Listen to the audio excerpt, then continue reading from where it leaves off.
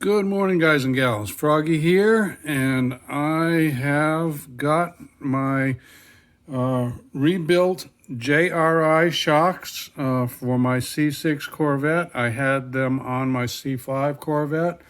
They're both Z06s, and these are double adjustable shocks, and I am going to show you how I'm putting them back on the car. Now, I'm probably going to do two videos because it's probably going to take me more than, I don't know, more than I want to work on the car to do it all at one time. So I'm going to do the fronts now.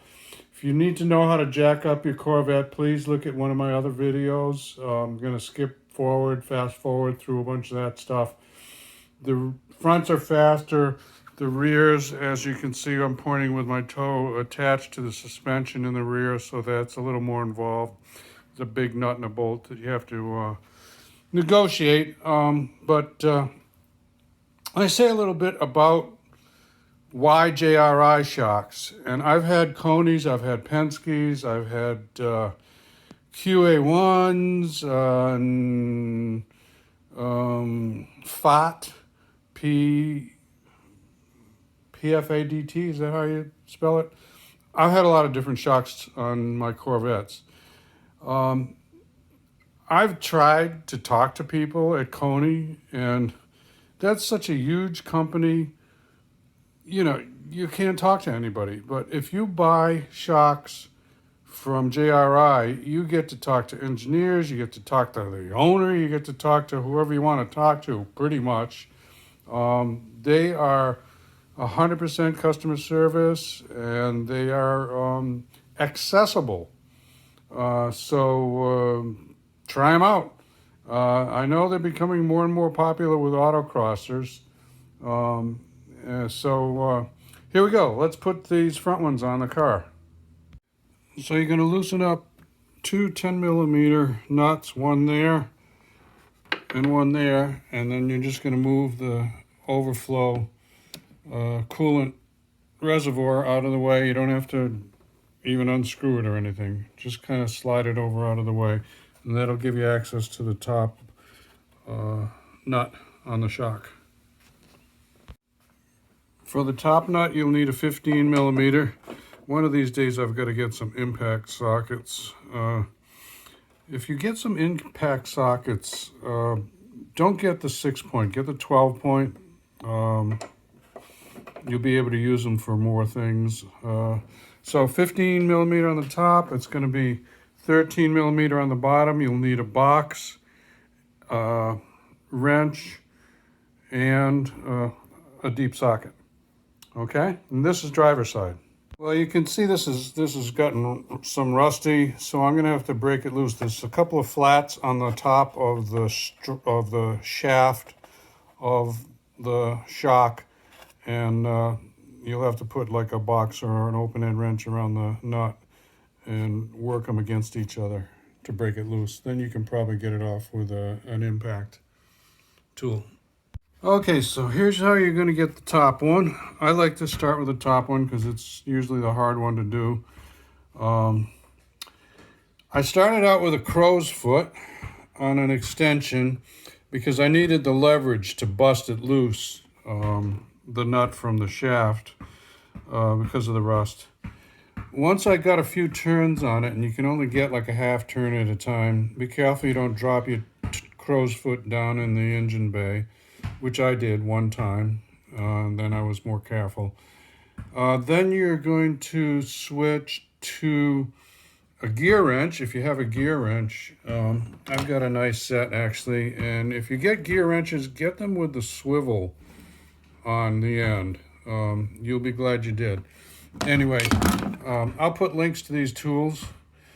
Get the gear wrench on there, and then you get it about a few more turns.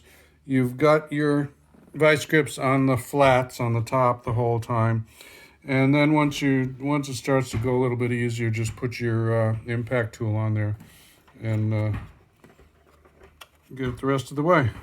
Okay, now let's loosen up the bottom. You're going to take your deep socket up through the bottom of the control arm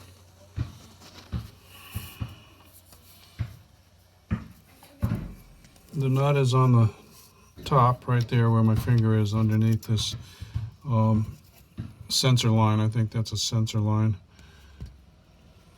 So you're going to hold the open-end wrench on this top of the bolt and use the socket, whoops, there on the bottom of the nut. Okay, 13 millimeter. Everything,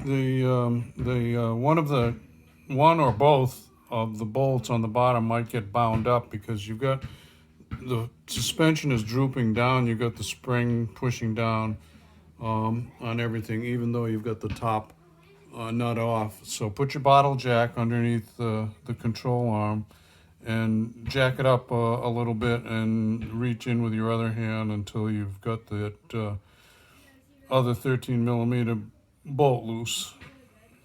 Disconnect that sensor line and just let it fall right out of the way. It'll give you a little more room to work.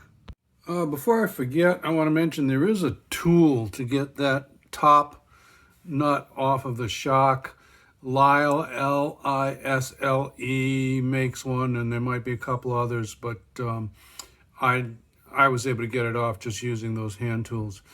Now we've got to get this shock out of its little home here.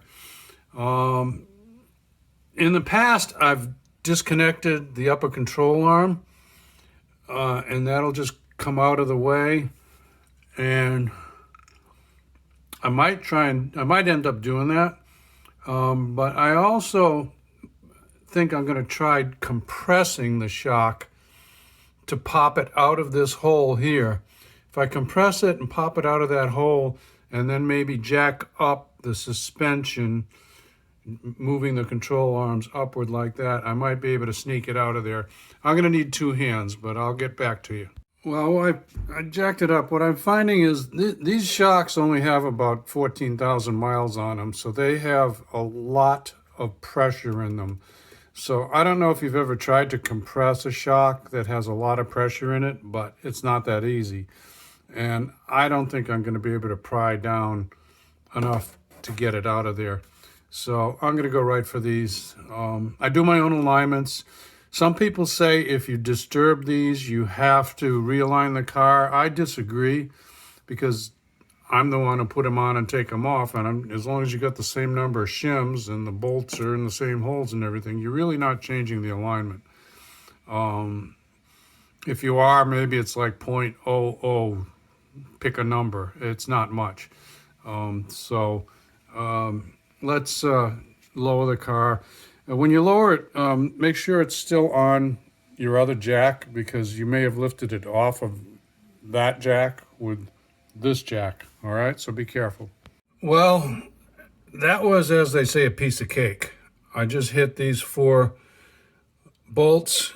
I've got the same number of shims under each one of those bolts, so I don't even have to really worry about that. The upper control arm swings way out of the way, and I'm going to have no problem at all getting that shock out of there.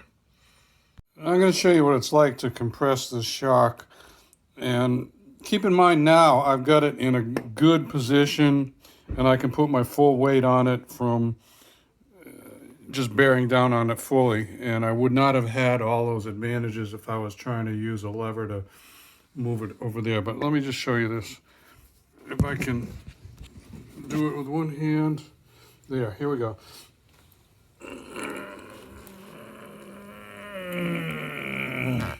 Then when you get it compressed, you have to sneak it out of that hole somehow. So anyway, there is a way you can do that with zip ties.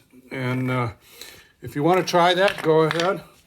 But I would just pull out those 4 bolts and carefully keep track of the shims and then just put it right back together and not worry about it. I am not a bling guy, but I just want to show you this is laser etching on these JRI shocks. And if you've been in autocross for a while, and especially if you're into Corvettes, you know who Raft Racer is. This is a special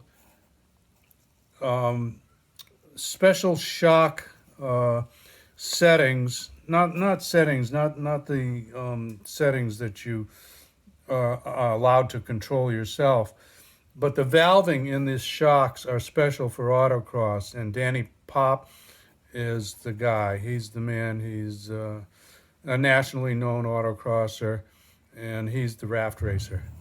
So that's pretty cool.